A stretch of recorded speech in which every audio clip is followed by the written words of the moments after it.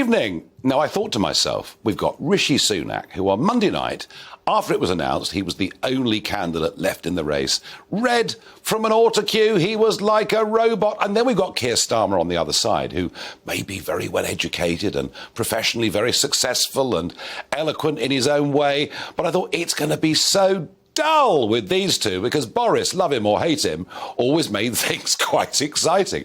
Well, at this first PMQs between the two, and effectively they're now both auditioning to be the next Prime Minister, I think they'll both lead their parties into the next general election, although after the last few weeks, who's to say?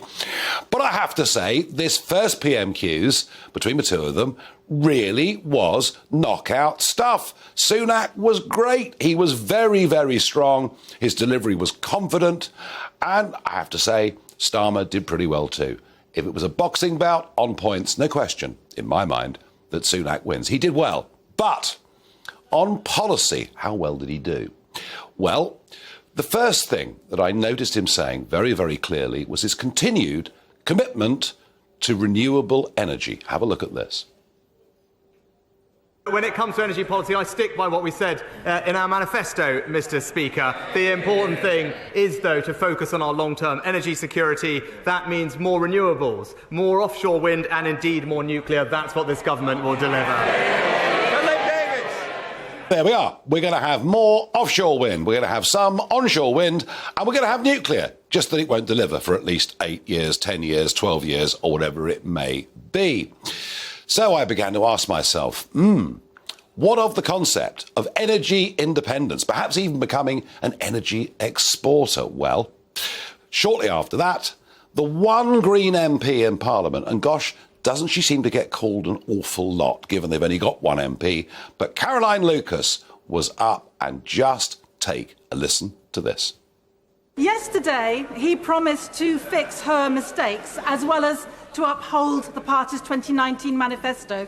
So if he is a man of his word, will he start by reversing the green light she gave to fracking, since it's categorically not been shown to be safe, and instead maintain the moratorium that was pledged in that very manifesto that he has promised to uphold?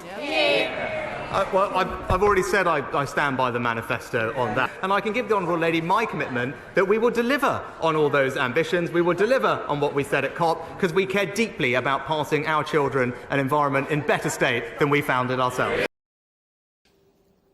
So that means the fracking ban is back. We will not be producing onshore gas under this Rishi Sunak Conservative government. We will not become energy independent. No, we'll keep our fingers crossed that we don't get cold winters and the lights don't go out. And whilst it's true to say that the price of gas has come down, my biggest concern always has been about the reliability of supply. I think this is a very, very big mistake. We're living in a different world to 2019, to when that manifesto was put to the British public. But you tell me, what do you think?